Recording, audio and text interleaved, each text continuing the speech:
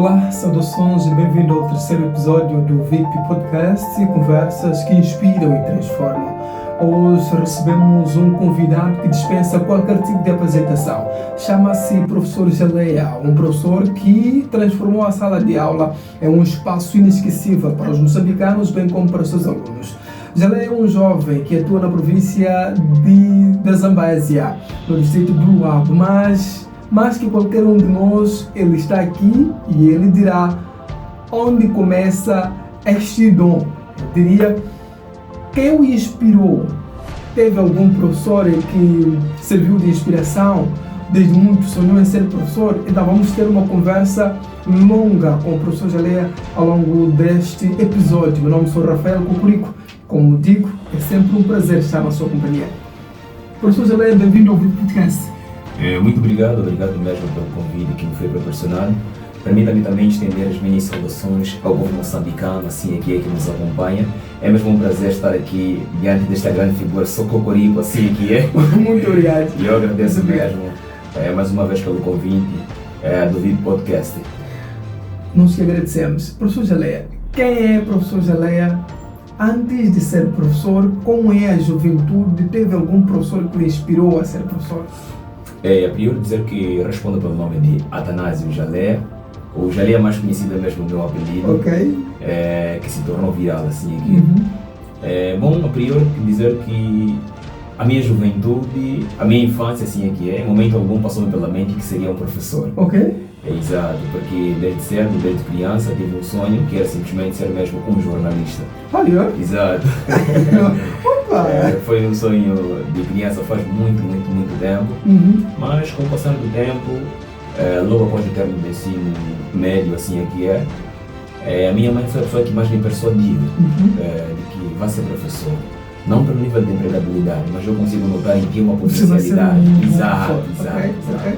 Consigo notar em ti uma grande potencialidade, algo que poderá de alguma maneira mudar em si. De alguma forma eu recebia aquilo como uma informação agradável, posso assim dizer. Porque queria ser jornalista. Exato, queria seguir assim aqui o meu sonho. Mas, por como se diz, a palavra de uma mãe tem um poder, a palavra de uma mãe é sagrada, seguia, apesar de numa primeira fase não ter sido de coração. Mas logo após me ver naquela profissão, quando eu entrei na formação, me perguntei, se eu estou aqui, se não dou o melhor de mim, quem fará isso por mim? Certamente ninguém. Então, é a minha vida profissional que está em jogo, é a minha imagem que está em jogo. Eu estou aqui, já estou aqui, nada mais que eu possa fazer senão dar o melhor de mim. Não que eu tenha alguma figura de referência como professor, que se calhar inspirou-me a ser quem eu sou, a fazer o que eu faço. O que aconteceu simplesmente foi uma questão de resiliência, poder adaptar-me ao meio que estou inserido. Senti que aquela comunidade, aquele local em que eu estou inserido, precisava de um professor daquele estilo, daquela figura, daquele posicionamento. Para trazer um chá. Exatamente. Então, digamos que em suma, parte isso. Mas ao longo do ensino primário, ensino secundário, a formação, teve alguém que, de certo modo, marcou a diferença?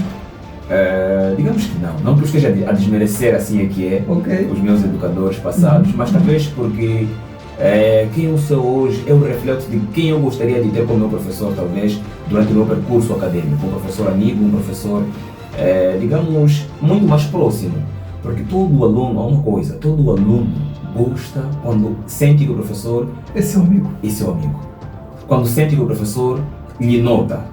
Por exemplo, eu chegar aqui e dizer, Cocorico, levanta. O aluno pode não saber o projeto que eu estou a levantar, mas por sentir que o professor conhece ele pelo nome, porque sabe que o professor me notou, o professor me conhece, isto também dá um tchan enorme para o aluno. É algo muito, mas muito importante. Acho que estou a ter algumas dicas de seu professor também. Nos últimos anos, a profissão de docência, ou seja, ser professor num país como Moçambique, tem sido desafiador. Né? São muitas coisas, falta de recursos, falta de infraestruturas com algum tipo de dignidade. Mediante isto, o que te mantém? Bom, o que me torna resiliente, o que me deixa ainda mais forte, mais inspirado, com ainda mais motivação, é o sentir que, de alguma maneira, o trabalho que tenho vindo a evidenciar naquela comunidade tem trazido grandes e bons resultados, apesar das dificuldades que temos enfrentado. Eu poderia, de certa maneira, cruzar os meus braços, dizer que eu estou a enfrentar dificuldades, dizer que, de alguma forma, não estamos a ser reconhecidos, considerados como devia ser, e por isso eu vou me cruzar os braços, vou também me sossegar. Mas eu notei que, de alguma maneira, existem crianças que conseguiram notar um toque de esperança com o professor Jarea ali. E eu senti que, com sua abordagem. Exatamente. E eu senti que, de alguma maneira, não. Já não é sobre mim. Já não é sobre a minha profissão. É sobre milhares de crianças, centenas de crianças que não tinham esperanças, que não conseguiam ver futuro na escola e já conseguiram notar isto com a minha presença ali. E eu senti que não, esta é a minha maior inspiração, esta é a minha maior força, esta é a minha maior motivação de acordar e saber que sim, existem milhares de crianças, centenas de crianças que vão para a escola com a esperança de encontrar o melhor para o seu amanhã, porque tem lá um professor Jarea que faz a diferença.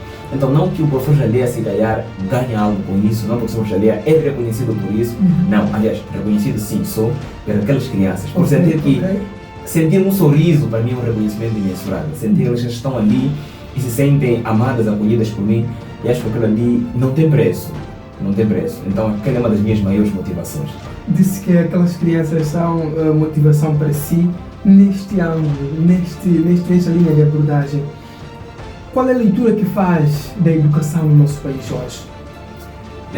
Bom, digamos que a educação no nosso país, em parte, está distorcida, posso assim dizer, talvez seria o termo correto a se usar.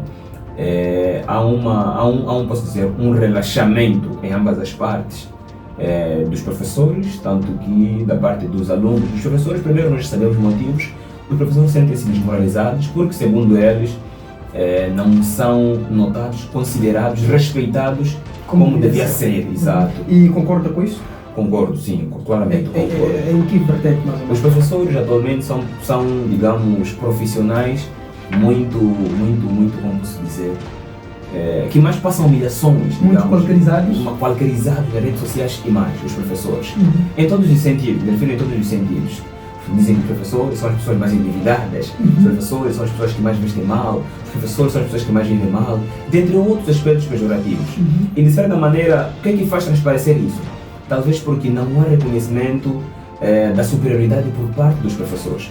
E não existindo isso por parte dos superiores, automaticamente ninguém que está por baixo fará isso. Se eu como pai não respeito o meu filho, ninguém for a vir a respeitar o meu filho. Se eu como marido não respeito a minha esposa, ninguém for a vir a respeitar a minha esposa. Então eu acho que tudo isso também parte disso. Digamos que há esta desmotivação por parte dos professores, que automaticamente cria também uma desmotivação naquele que é o seu trabalho do processo de ensino e aprendizagem. Digamos, uma desmotivação generalizada. Exatamente, exatamente. É por isso que atualmente é comum ouvir dizer que houve manifestação XY, por motivo XY, isso deve-se a quê? Descontentamento por parte dos professores. Então isso também de alguma maneira chega a reduzir a credibilidade da educação no nosso país. Exato. Se tivesse que descrever o estado atual da educação em Moçambique em uma palavra apenas, qual seria e porquê? Digamos que eu talvez não saberia descrever ao certo, mas poderia simplesmente aqui pedir encarecidamente que pudessem ajudar mais os professores, assim aqui principalmente os professores primários, que são professores que têm trabalhado arduamente, que merecem mais atenção. Não falo do professor Jarea, atenção, não falo do professor Jarea, falo de todo o professor primário, porque de certa maneira os professores andam desmotivados, mas se olhassem, não digo motivar no sentido de oferecer alguma coisa, mas dar o devido respeito a esses professores, porque eu acho que é uma das coisas que mais falta por parte dos professores, é uma das coisas que mais precisamos. Reconhecimento, saber que sim, é uma classe de profissionais extremamente importante para o nosso país, que faz a diferença, mas não é o que se vê, somos qualquerizados, somos pejorados, assim. Então eu acho que é um toque que eu poderia pedir assim, que é a classe superior da educação, que pudesse olhar por esse aspecto, que pudesse olhar pela classe docente e dar o devido reconhecimento, aos nossos professores. E esta ausência de motivação, de certo modo, percebe que cria alguma ausência de qualidade no próprio ensino? Claro. Ora, vejamos, se eu como professor estou desmotivado, dificilmente primeiro ponto, chego cedo na escola.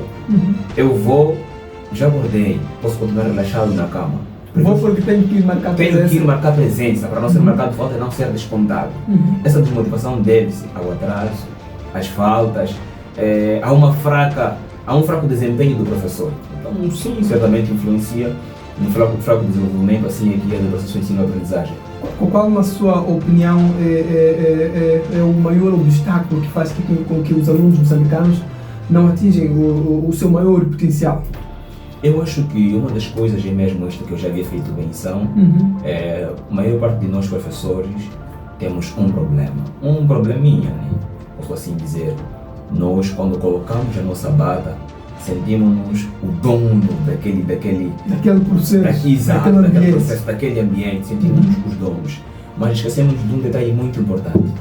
Nós colocamos aquela bata, aquele uniforme para servir, para estar ali, não como um profissional, mas acima de tudo como um humano, como um pai, como um irmão, uma pessoa empática.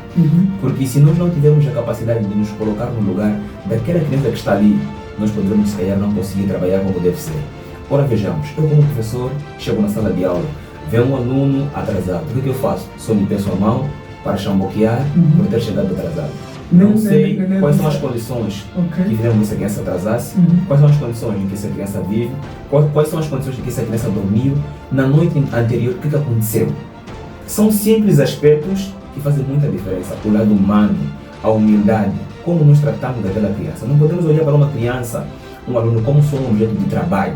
Olhamos para aquela criança, para aquele menino também como um humano, como uma pessoa que sai de casa com sonhos, que vai ali para conseguir ter esperança naquele sonho. E nós, professores, de alguma maneira, por vezes, somos os primeiros a matar o sonho, a criar esperança naquela criança. Por vezes, há professores que sim influenciam na desistência de crianças. Já imaginou uma criança que chega atrasada todos os dias? O professor não se preocupa em querer saber o que leva essa criança a chegar atrasada todos os santos dias, mas preocupa-se sim em chamboquear para que aquela criança chegue atrasada todos os santos dias.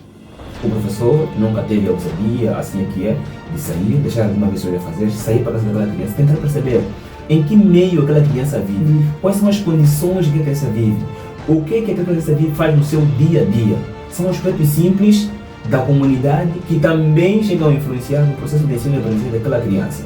Nós pensamos que, de certa maneira, a criança sai de casa todos os dias bem. Por vezes a criança está ali no físico, mas a mente não está ali. É importante que o professor tente perceber, tente conhecer ao máximo os seus alunos para poder conseguir trabalhar. Porque nós podemos chegar em casa, na escola, com um plano bem elaborado, tudo bem estruturado, chegamos ali. Mas não há humanismo. Não há humanismo, não há comunhão. Quando é que não há comunhão? O aluno está a pensar em algo, está com a mente em outro lugar. Você, como professor, está ali bem concentrado no seu conteúdo. Automaticamente são duas mentes desviadas, dois objetivos desviados. O professor chegou, não se preocupou em tentar perceber qual é o nível de concentração dos alunos, onde é que está o emocional dos alunos. O professor não se preocupou nesses aspectos. Tanto que é importante o professor chegar, tentar fazer leitura emocional das crianças, ver como é que a transição. Porque há uma coisa muito importante. Todos os alunos têm um comportamento, têm um único comportamento, quando estão na sala de aula. Existem aqueles alunos barulhentos, existem aqueles alunos muito calmos, existem aqueles alunos meio calminhos, cada um com o seu posicionamento. E o professor tem a capacidade de conhecer o posicionamento de cada aluno. Esse é o motivo que quando um aluno muito agitado, de repente fica calmo, e você como professor não fica preocupado, aí começou a falhar, aí começou a errar. Porque você já notou que há uma coisa diferente no meu aluno, mas não se preocupou em tentar perceber o que faz a diferença daquele aluno ao ponto de não lhe colocar uma sociedade normal. Não que o aluno barulhento, nós queremos ele assim, barulhento na sala de aulas, mas aquele posicionamento dele já dita o estado normal dele. E é importante nós prestarmos atenção nesses aspectos, que há aquele estado normal do aluno. Aquele aluno que chega calminho assim, para mim é o normal dele, ele é assim por natureza. Então é importante prestar atenção nesses aspectos. Então sim, o professor de alguma maneira tem um trabalho grandioso, não é só chegar ali com o seu plano de aula, na sala de aula já está ali e tudo mais. Trazer o emocional dos alunos onde está para a sala é o primeiro trabalho do professor. Estamos a conversar com o professor Chaleia, um professor que, quase qualquer um dos moçambicanos que tem o privilégio de ter o acesso à rede social ou já passou pela província da Zambésia, Climane, Luabo, Mupé, por ali o conhecem, e com ele estamos a conversar em torno da educação. Acredita-se que a educação parte de casa e o problema da educação começa exatamente em casa. Até que ponto que as famílias podem ser aliadas do professor? É bom certamente, digamos que disse que o professor é o segundo pai. O segundo pai por quê? Porque a criança já tem o primeiro em casa que tem um papel muito fundamental, que é educar a criança. Educar a criança no sentido de começamos mesmo pelo respeito aos mais velhos. Por quê? Aquele respeito, quando se diz respeito aos mais velhos, quer-se dizer que toda pessoa que tem idade da sua mãe é considerada da sua mãe. Toda pessoa que tem idade do seu pai é considerada do seu pai. Se você como criança já foi educado a respeitar os mais velhos, como o seu pai, como a sua mãe, e consegue respeitar devidamente o seu pai e a sua mãe, quando sair de casa para a escola, automaticamente conseguirá respeitar o professor. Não me refiro só do professor, qualquer pessoa que for encontrar durante o percurso à escola. Então, há uma grande influência dos pais em relação à educação na educação, porque normalmente os professores dão um certo TPC, dão um certo tema à criança. A criança leva aquele TPC, aquele tema para a escola, para tentar desenvolver, para tentar resolver, assim é que é. Mas, de certa maneira, o professor não estando ali, a criança pode não conseguir resolver devidamente, mas tem lá quem? O seu irmão, o seu pai, o seu tio, a sua tia. Estamos a dizer que, de certo modo, esta ausência de acompanhamento por parte dos pais encarregados de educação também influencia na fraca qualidade ou no fraco desenvolvimento do próprio aluno. Claro, influencia. Ora, vejamos, uma criança sair da escola, não percebeu um determinado tema, sabe que tem algo por resolver e o professor não está ali. Ele tem sim a que recorrer, os seus pais encarregados de educação. E ele se pode se recorrer pedindo uma ajuda. Não que os pais vão resolver aquilo, é uma das coisas que muito se tem notado. Para além de levar aquilo, explicar a criança como deve ser, levam aquele trabalho e resolvem e entregam a criança. A criança volta para a escola tal como foi para casa, o que não é o que se quer que se faça. Normalmente o pai, em educação, leva, explica como a criança deve fazer para recapitular aquilo que o professor fez na escola. Digamos que é um trabalho em comunhão, é um trabalho de união. O papel do pai encarregado em casa é o mesmo papel do professor na escola, apesar de meio com um toque de diferença. Diríamos que são aliados inseparáveis. Exato. Numa altura em que nós estamos num país em que as turmas, em média, levam por ali 40, 50, 60 alunos, o professor, de certo modo, não é capaz de dar vazão a todos na sala de aula. Qual acha que deve ser a estratégia do professor nesses casos, em turmas numerosas, e que papel também o encarregado de educação deve carregar nesse sentido para garantir que, mesmo apesar da turma ser numerosa, o processo continua a fluir sem problemas?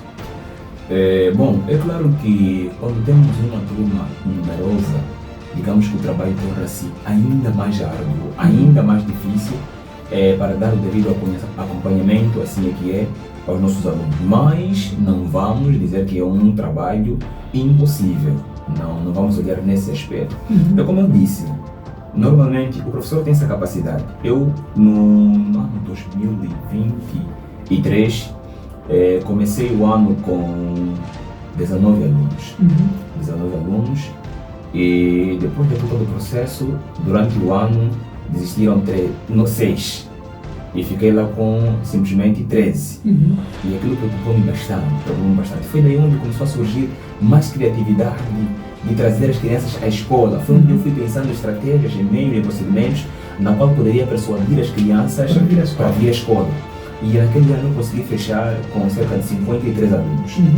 O que automaticamente foi uma coisa difícil para mim, porque eu já estava habituado como quem diz, pelo meio, a trabalhar com cerca de 13, 14, 15, 16 crianças, o que já era muito mais simplificado. Sim. Então, quando tive um número exacerbado, eu acabei me colocando um exame de consciência. Como é que eu vou trabalhar com estes alunos? Tudo bem, queria alunos, já tenho, agora já tenho. E agora como é que eu vou trabalhar com eles? Digamos que foi um trabalho difícil em tentar me adaptar àquele meio, mas não foi impossível. Consegui consciencializar aquelas crianças. O ponto-chave qual é? Ser amigo, ser humano. Porque quando você como professor tem uma interação amigável com o seu aluno, esta amizade, digamos que não só vem na verdade para facilitar o processo de ensino e aprendizagem, mas também é uma isca para o aluno. Uma isca de que o aluno vai ter uma amizade com o professor, e quando o aluno não fazer o que o professor está a querer, automaticamente ele pensará que vai romper a amizade. E rompendo aquela amizade, automaticamente ele não se sentirá confortável na escola, como tem sentido sempre. Então a tendência é o aluno sempre fazer aquilo que o professor quer que ele faça. Faça um TPC, ele vai fazer para não decepcionar aquele amigo. Sim. Já não é só sobre o professor, é sobre a amizade também. Exatamente, sobre a amizade.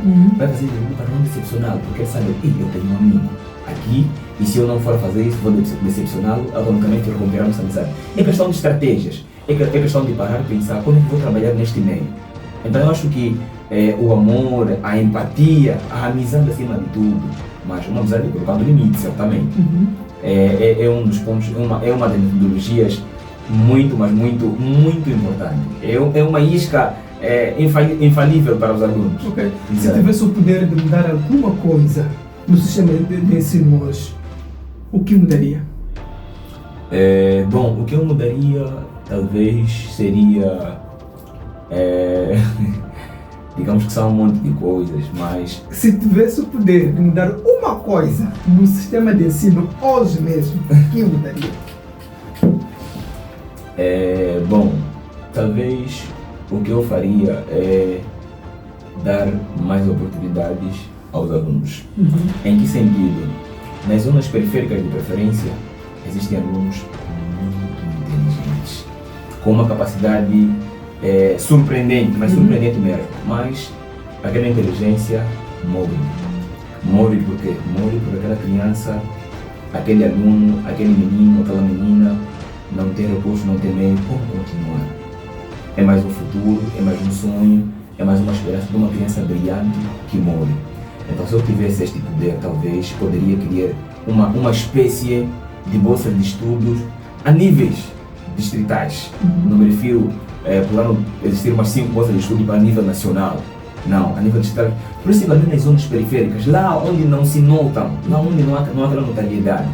Existem crianças. Eu tive um aluno em 2022, que aquela criança eu chamo de uma criança super dotada, mas infelizmente foi um futuro perdido, um sonho perdido, por falta de recursos.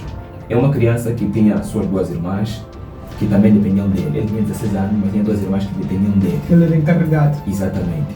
E ele, por se sentir muito sobrecarregado, o que ele fez? Preferiu matar os seus sonhos para ir à escola, para conseguir colocar suas irmãs na escola e fazer outras atividades para poder alimentá-las. E se olhássemos por esses aspectos com mais profundidade, olhássemos por não só no estudo do Luabo, onde está o professor Jalé, não falo sobre isso, mas olhar com mais profundidade. Eu sei que a nível nacional existe isso. É interessante, tem lá alguma história. Exatamente. Eu, por exemplo, estudei no distrito do Luabo, onde atualmente trabalho, estudei por lá. Tive colegas que, sinceramente, ajudaram-me muito durante o meu percurso acadêmico. Muito, mas muito. E eu digo firmemente, boca cheia, muito mais inteligentes, 1000 vezes que eu. Mas hoje, quando olho para eles, eu olho com um olhar de tristeza. Olhar de tristeza por quê? Porque eu sinto que não é falta de capacidade, não é falta de vontade, é falta de recurso, falta de meio de como continuar, de como ir para frente. Então acho que é um aspecto que toca-me muito, saber que tenho alunos muito inteligentes, existem alunos muito inteligentes, com força de vontade de fazer acontecer, mas não tem essa oportunidade. Exato. O seu estilo de ensinar é reconhecido a nível nacional como sendo muito divertido e depois também criativo. Como isso surgiu? Simplesmente surgiu porque houve necessidade, surgiu ou foi uma estratégia para colmatar um déficit que estava a enfrentar? Ou de forma natural? Bom, digamos que surgiu por conta do meio que estive inserido. Quando eu comecei a trabalhar no Distrito do Luabo, o primeiro ano trabalhei com a 7ª classe, uma turma de 7 alunos. E as outras turmas, digamos que o número máximo era por aí 16, o número máximo, já consideramos uma turma lotada, 16 alunos. E eu fui analisando, e ao longo do ano, para além daquele número aumentar, simplesmente reduzia. Eu tentei perceber por que está a reduzir. Porque os pais encarregados de educação não conseguiam comprar cadernos para alimentar, para sustentar os alunos, não conseguiam comprar chinelo, não conseguiam dar roupas, não conseguiam de alguma maneira sustentar o ensino das crianças. E as crianças, por se sentirem pressionadas, por sair para a pesca pescar, vender, comprar caderno. Esta rotina tornou-se, digamos, Difícil. muito difícil para ela. O que é que faziam? Preferiam desistir e pautar para suas atividades. Preferiam desistir e pautar pelos casamentos. E de alguma maneira aquilo tocava-me muito como professor. E eu perguntei-me, o que é que eu faço? Mesmo que eu queira fazer algo, como é que eu faço para mudar isso?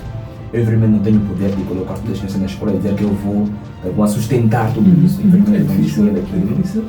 Mas passou-me algo pela cabeça. Por que é que eu não posso dançar com essas crianças para esquecer o sofrimento delas e divertirmos por um instante só para mantê-las, dar um toque diferente na escola? É claro que essas crianças passam por muitas dificuldades em casa, desde a alimentação, onde dormem, até a convivência com os pais, que não é daquela das melhores. E eu fazendo isso, será que vai mudar alguma coisa? Perguntei-me muito, mas eu disse, de nada adianta eu perguntar-me se não ajo. Vou agir. É claro que há aquele medo de como será recebido, de como será visto diante das pessoas. E fui fazendo. É claro que as primeiras pessoas se sentirem surpreendidas e assustadas foram os próprios alunos. O que é isso? O que está a acontecer? O que está a acontecer? Acho que estamos no outro mundo. Nunca vimos algo do gênero, algo desta natureza. O porquê disso, assim, é que eles questionavam-se. Mas de alguma maneira eu fui fazendo aquilo, constantemente chegar, dançar, rir, abraçar.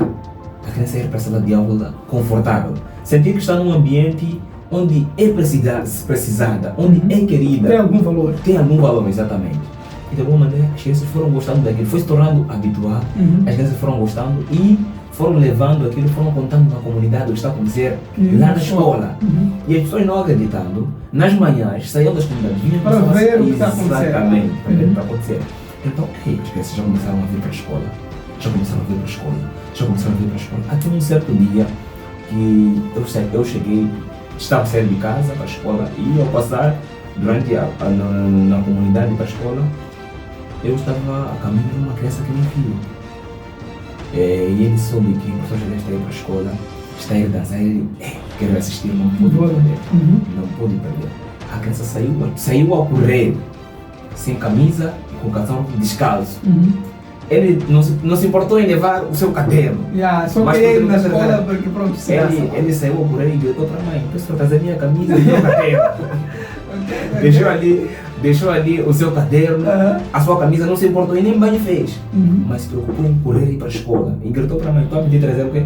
Meu caderno e minha camisa lá na escola, vai me encontrar lá.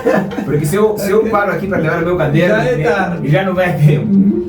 Então aquilo colocou-me num exame de reflexão, sinto que não. As crianças precisavam disso, de um amigo, de um irmão, de um pai, alguém que lhes transmitisse o conforto que eles não conseguem encontrar lá nas suas casas.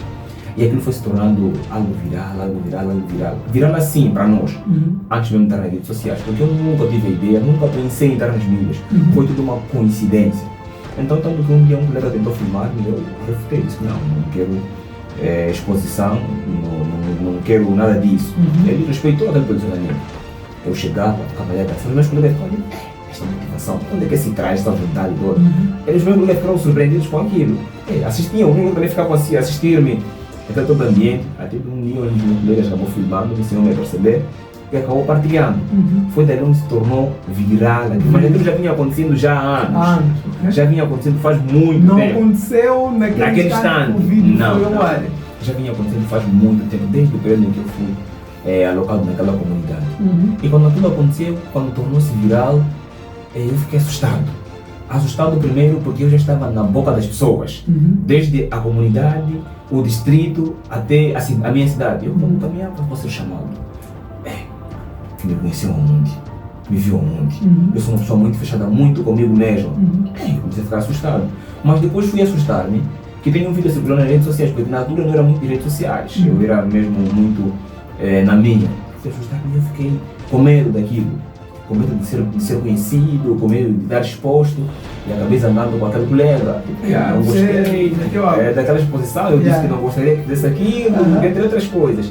Ele acabou pedindo perdão e ficamos assim, apesar de ficarmos quase um mês sem nos falar devidamente, porque eu estava mesmo muito zangado. Mas depois um dia, numa madrugada, acessei as redes sociais, num dos blogs em que partilhei meus vídeos, fui lendo os comentários, era um monte de elogios, um monte de palavras confortadoras, e naquela mesma noite passou um toque na mente.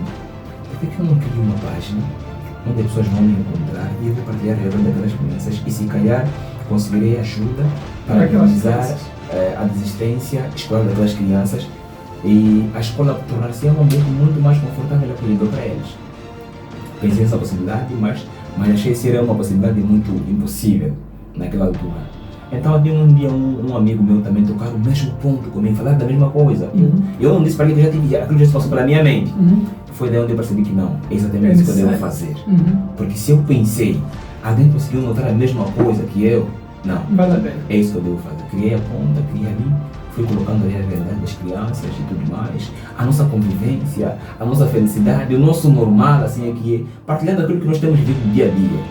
E foi exatamente o que aconteceu. Parecia que ali veio mesmo uma mão de Deus e foi acontecendo exatamente aquilo. Foi daí onde fomos conseguindo materiais escolares, calçados, pastas, uniformes, para minimizar. Foi daí onde as crianças conseguiram ter, aí já tinham vontade.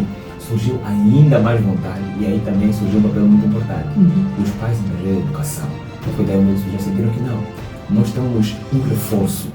Alguém que está ali a lutar também por nós. Não só pelas crianças, mas também que está a lutar por nós como pais em carreira de educação para minimizar o nosso trabalho. O que eles querem? Eles perceberam que nós como professores queríamos simplesmente que os pais de educação motivassem e impulsionassem os seus filhos a irem à escola. O resto aconteceria aqui.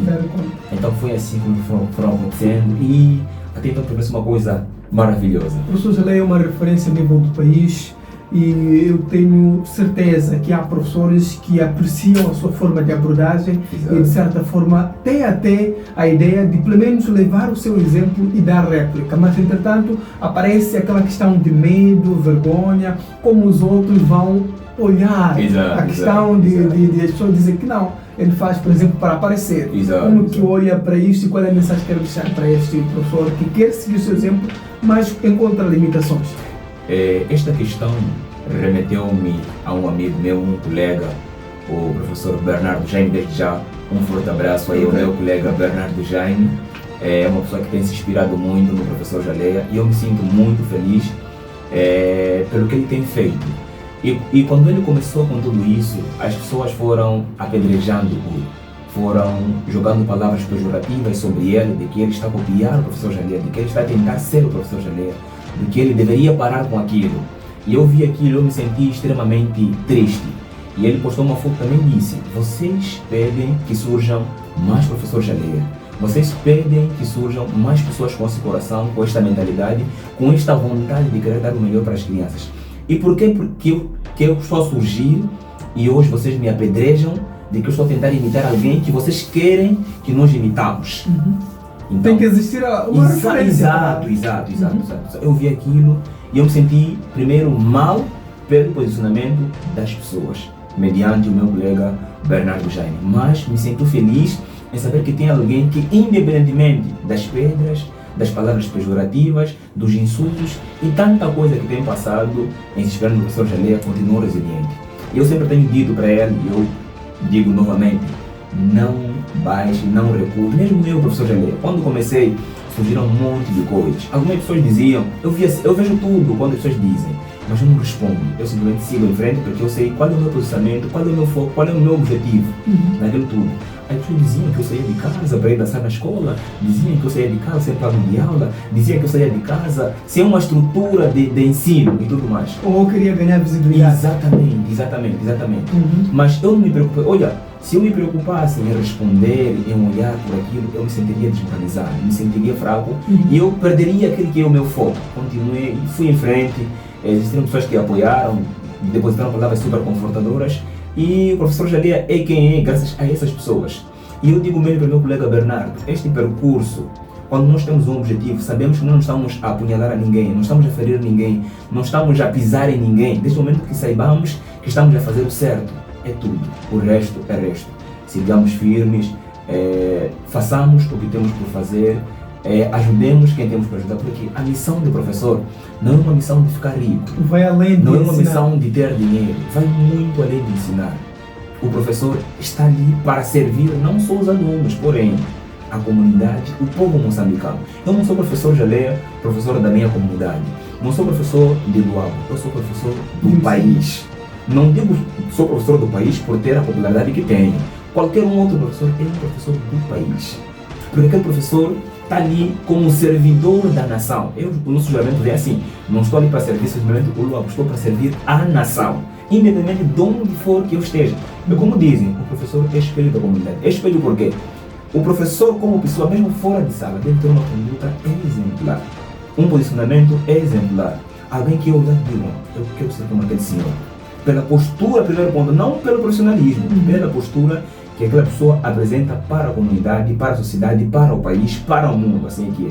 Então, quando se diz que o espelho da nação é isso, alguém olhar para ti e dizer que não, aquele posicionamento, aquele comportamento, aquele jeito de agir, aquele jeito de falar, eu tenho de agir mediante aquilo, é sobre isso.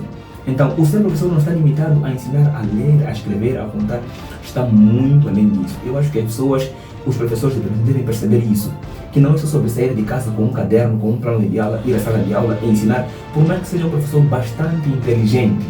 Se esqueceres deste pormenor, que estás ali para servir a comunidade, que estás ali para servir as pessoas que precisam de ti, se esquecer deste pormenor, falhaste como profissional.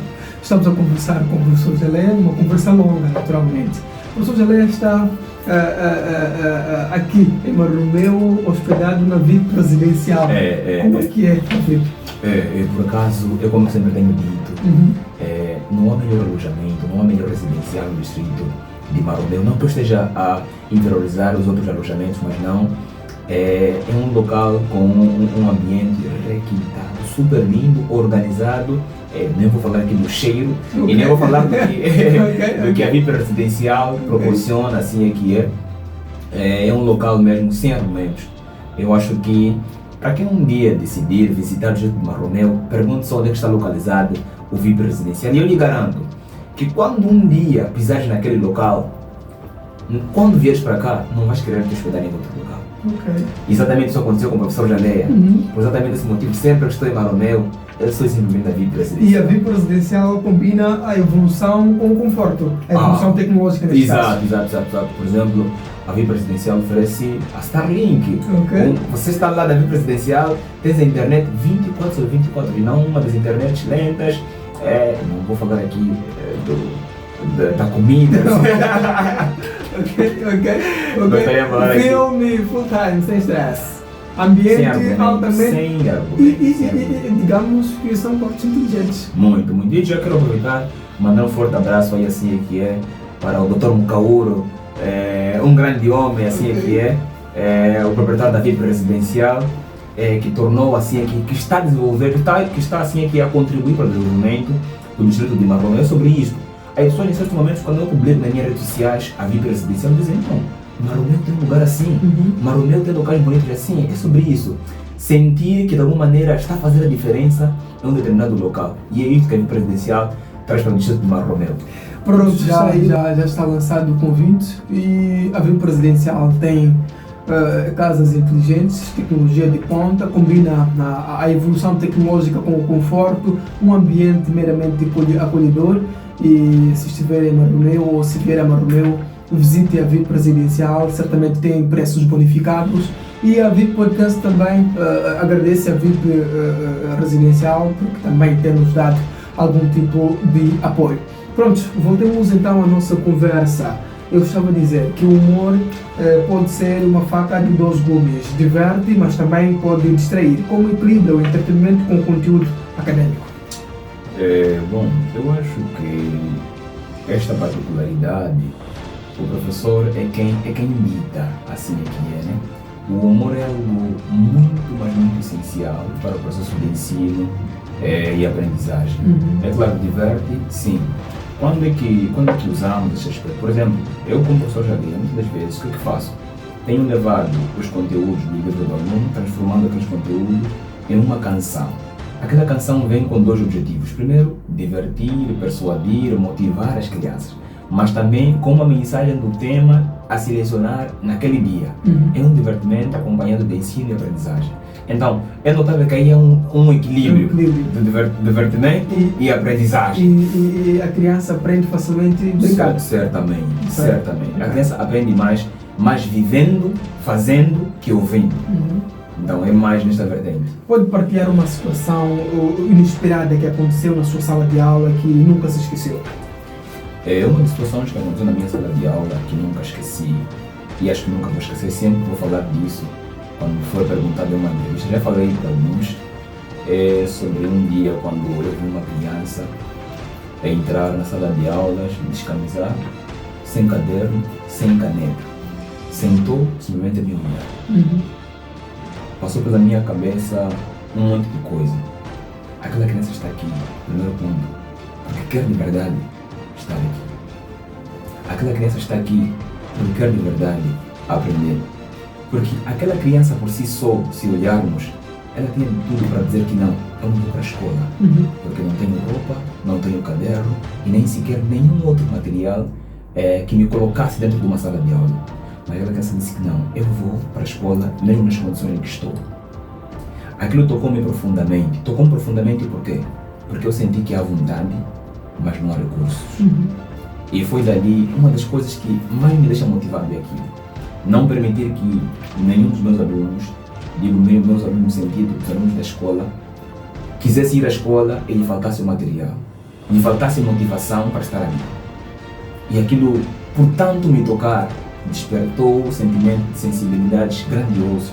É claro que eu não poderia chorar naquele instante ali, porque eu estaria a mostrar um lado que o professor não pode mostrar, o lado fraco, assim é que é, o lado sensível. Mas aquilo tocou-me, uma das coisas que eu nunca vou esquecer na minha vida. Isso aconteceu em 2022, que eu lembro perfeitamente como foi esse ano. Aquilo tocou-me muito.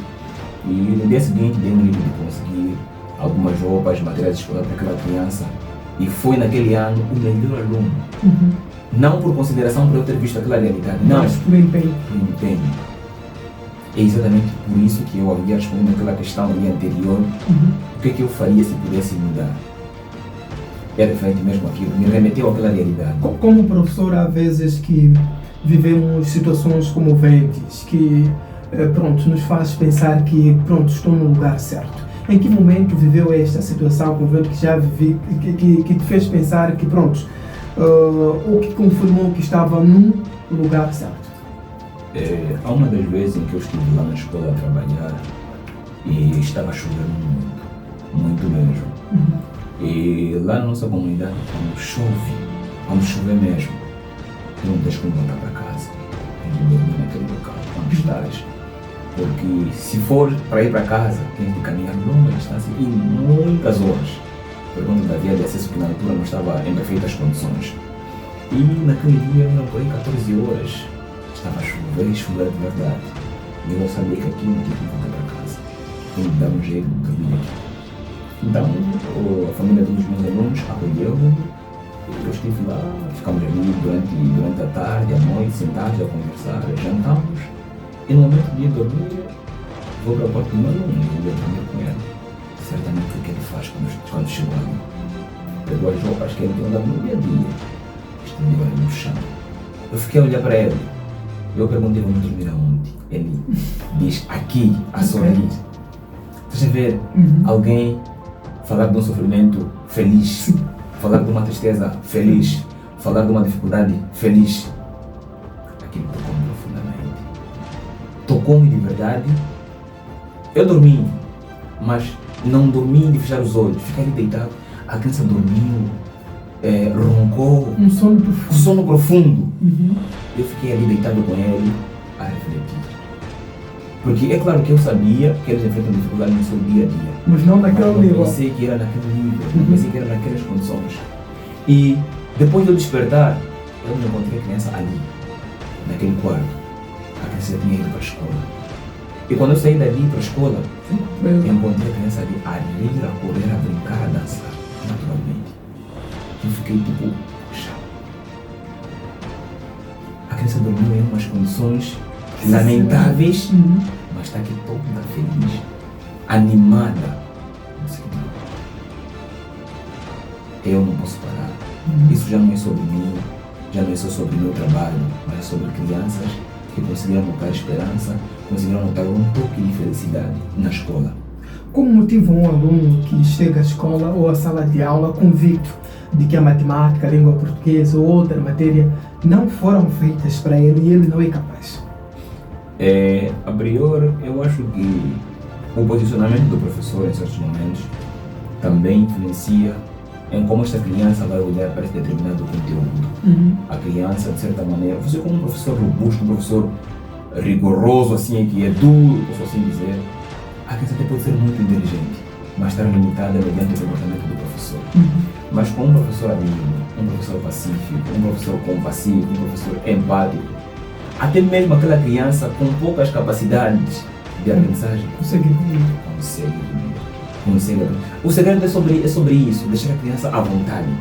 É como se diz, a criança tem capacidade, a criança sabe, mas é preciso dar asas àquela criança.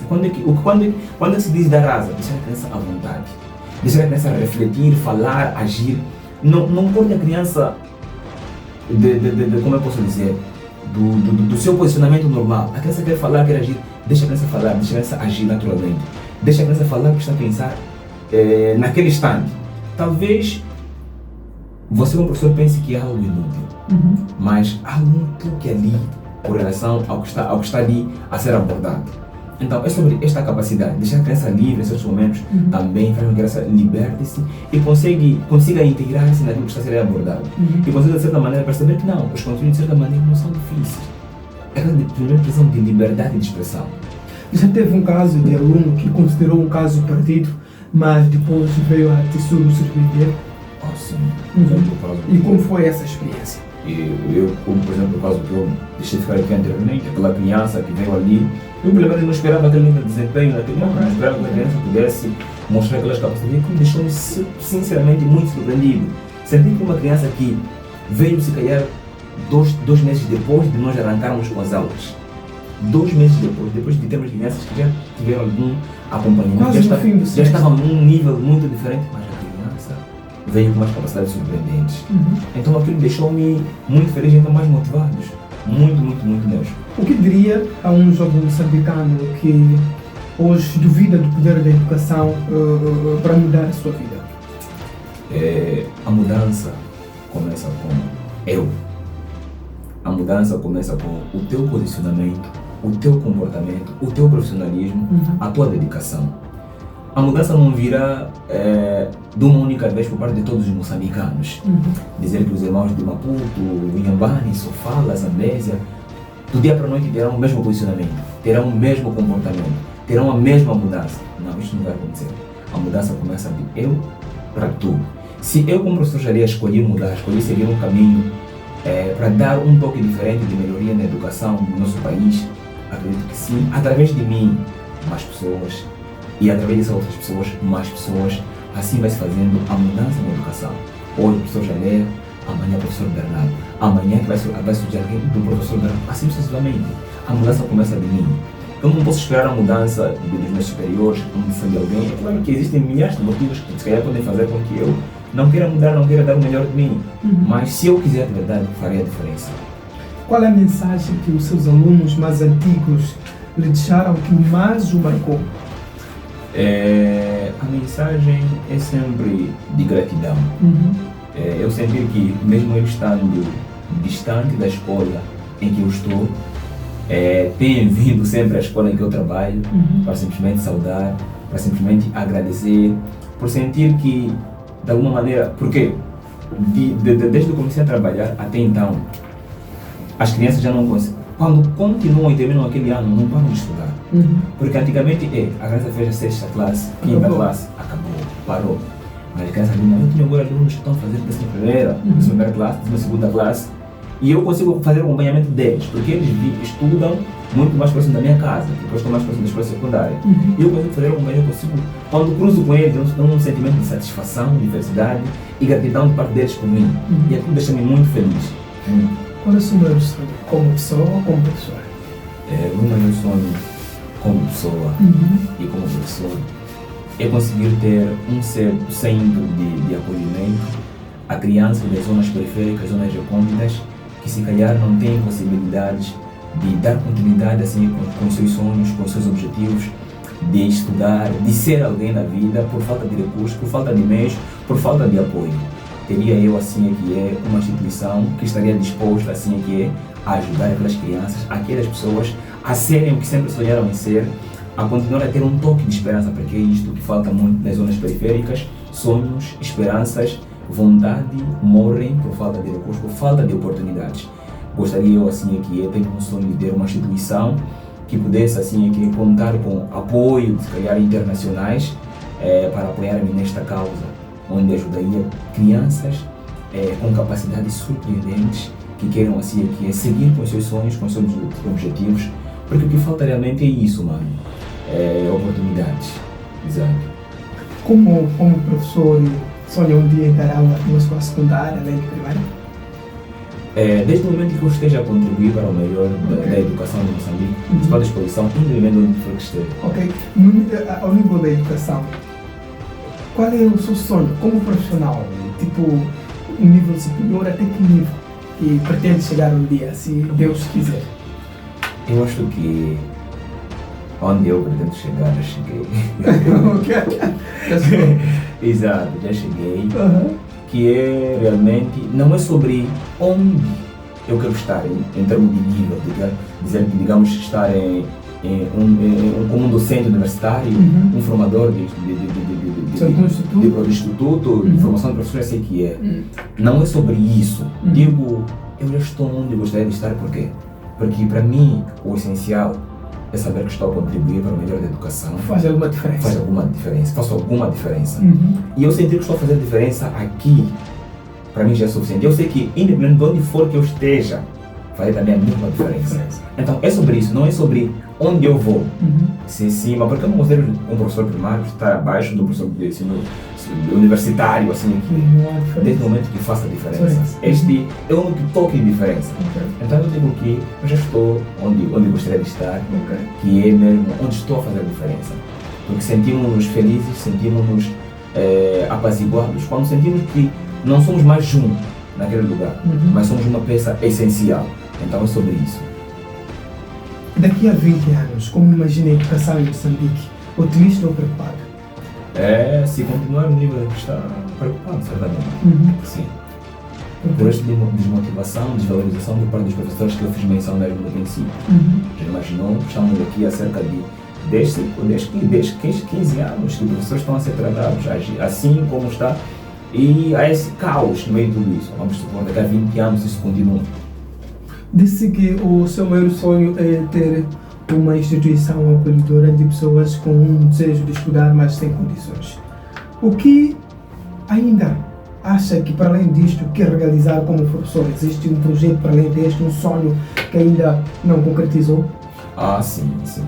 Eu também gostaria, assim, de ter a capacidade de ajudar, não só na área da educação, mas também as pessoas necessitadas, não só voltadas ao Distrito do Lago. Atenção, este sonho também não se limita simplesmente ao Distrito do Lago, falo mesmo no sentido mesmo universal, ter uma instituição que pudesse ajudar as pessoas carenciadas, pessoas que de alguma maneira precisam de ajuda e não têm a quem recorrer. Vamos agora vejamos pessoas que têm suas casas destruídas. É claro que são sonhos muito... mas como se diz, se tivermos a capacidade de ter esse sonho na nossa mente, não foi em vão. Há algo também que virá, uma ideia que virá para conseguirmos realizar ou idealizar, materializar este sonho, que é mesmo de apoiar pessoas necessitadas, pessoas que sentem-se de mãos atadas, sem alguém para apoiá-las. Então eu gostaria, assim, de ser um braço direito a essas pessoas necessitadas.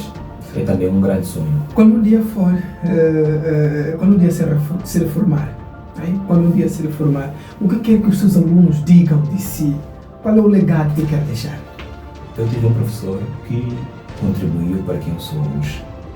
E eu quero fazer o mesmo que o professor fez por mim. É só isso que eu quero. Não espero que eles venham reconhecer-me, sei lá, com materiais, não. Mas eu quero que, acima de tudo, eles sejam profissionais espelhados em que eu sou. Mostrar o amor, o afeto, o carinho a quem eles vão educar. Não me refiro que todos serão professores. Independente da área que tu estiveres, como professor, enfermeiro, médico ou qualquer, tu podes sim servir de uma maneira humana. Então é sobre isso que eu quero que eles tenham em mente sempre. Exatamente por isso que eu disse aqui no princípio, vou repetir.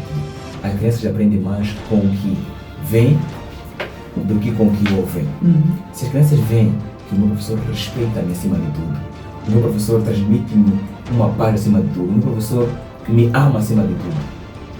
Aquilo não é só sobre ele, mas também é para ele carregar e transmitir a outras pessoas.